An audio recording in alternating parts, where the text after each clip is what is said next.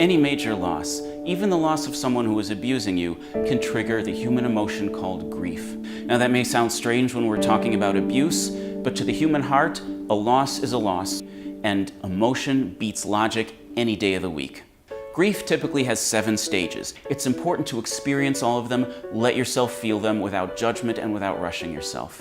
As hard as it is to live with abuse, it's also a very hard and scary thing to leave your old life behind and start something new. A professional therapist can be especially helpful during this stage because they can help make sure that you have the time that you need to be in denial while also making sure that you don't get stuck in that stage and eventually begin making forward progress. Now, it might seem kind of strange. Why would you feel guilty over losing someone who is abusing you?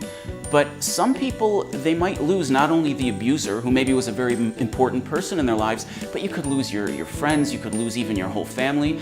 The important thing here is to allow yourself to feel the pain and just know that eventually it will slowly get better.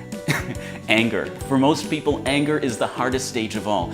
I don't know why that is, but for some reason in our society we feel like we shouldn't feel angry, and this is when we start thinking about whether we should be forgiving someone, which is something I will get to in another episode.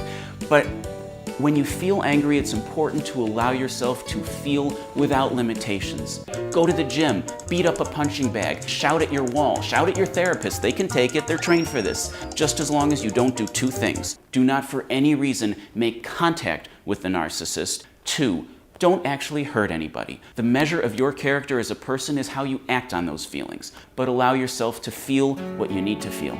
Now, this is the part where you start to really comprehend to the bottom of your heart just how much you've lost.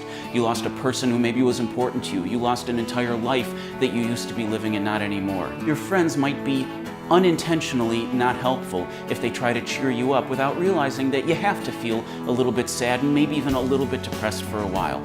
Talk to your therapist. If appropriate medication is necessary, consult with your doctor. Eventually, little by little, work to get through this stage.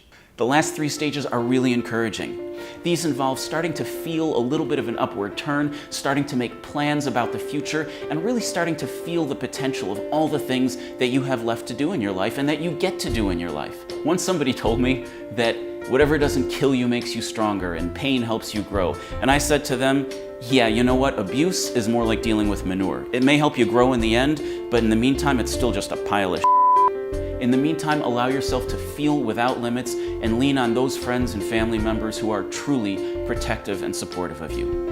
You'll get there. If you want to share some thoughts, please feel free to leave a comment. I read all of them, and sometimes I'll even respond in the next episode. Good luck and feel better.